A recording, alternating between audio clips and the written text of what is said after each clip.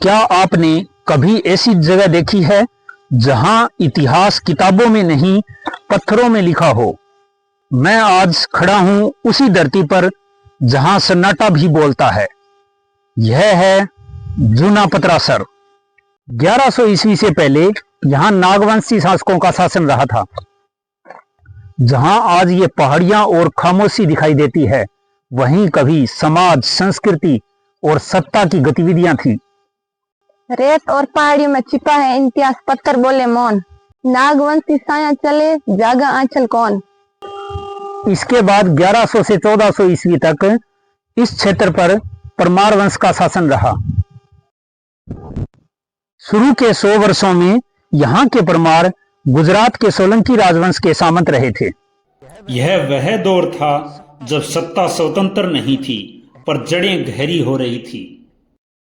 लगभग 1200 ईस्वी में जूना पतरासर को बाणदेव परमार ने स्वतंत्र रूप से अपनी राजधानी बनाया।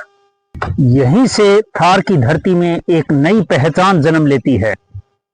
थार धरती में बाड़मेर बन्यो खास, बाणदेव ने की स्थापना, अमर बन्यो इतिहास।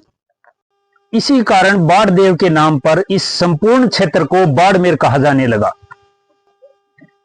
1311 ईस्वी जब थार की इस शांति को घोड़ों की टापों ने तोड़ा, अलाउद्दीन खिलजी ने जालोर पर आक्रमण से पहले इस क्षेत्र पर आक्रमण किया, लेकिन यह अधिकार स्थायी नहीं रहा।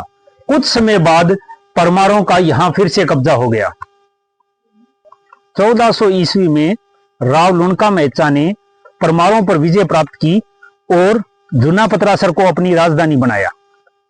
ये केवल सत्ता परिवर्तन नहीं था, बल्कि इतिहास बदलने का क्षण था। तलवार चली रणभूमि में, बदला सत्ता काल।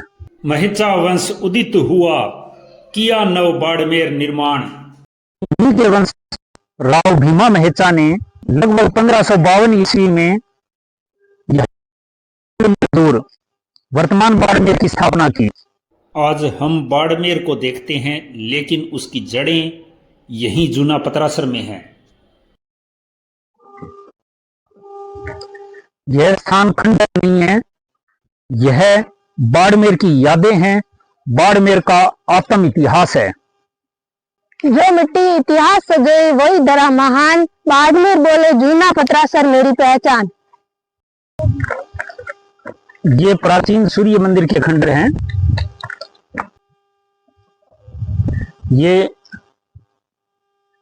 ये प्राचीन जैन मंदिर है। यहां पर शिलालेख हैं और बहुत ही सुंदर चित्रकारी इन खंभों पे और छत पर की हुई है। सुंदर वास्तुकला का एक उत्कृष्ट नमूना यहां देखने को मिल रहा है।